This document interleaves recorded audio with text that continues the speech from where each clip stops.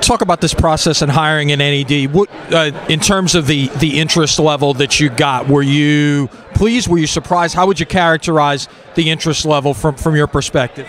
We got extraordinary interest in this position across the country, from all the way from sitting ADs to number twos at top programs, and everyone knew that this was a premier position, and that the specialness of Tulane, both on the field and off the field in the classroom, made this an exceptional opportunity. This position's obviously a lot different than it's been before with the things you've been able to do facility-wise and conference-wise for probably a long time, since probably 50 years ago when Tulane Stadium was still standing and Tulane was still in the SEC. This is probably the best this program has been positioned in a long time. Was that the type of response that you got back from candidates? Yes, I think everyone recognized that Tulane over the last 10 years had made really large investments in the physical infrastructure of athletics, from obviously this beautiful facility, Yeoman Stadium, Hertz, baseball, across the board.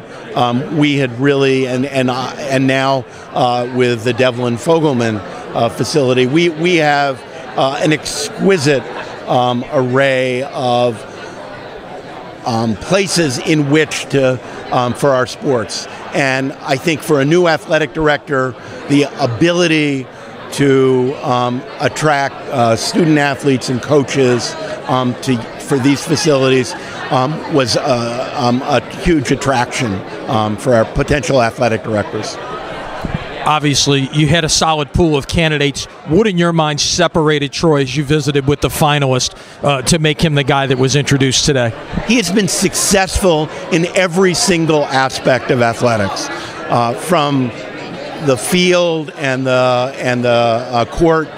His teams have had winning seasons, championships. His athletes have won Athletes of the Years.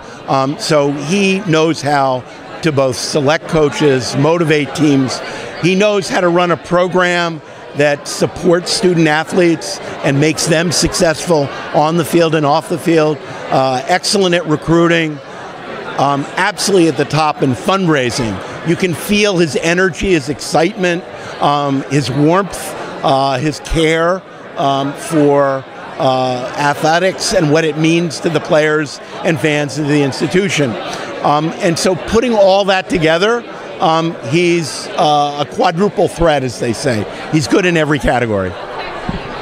Now he's got to hit the ground running and hire a football coach. How involved will you be in that process, or will you be hands-off and let Troy totally manage this thing along with the assistance of the athletic department?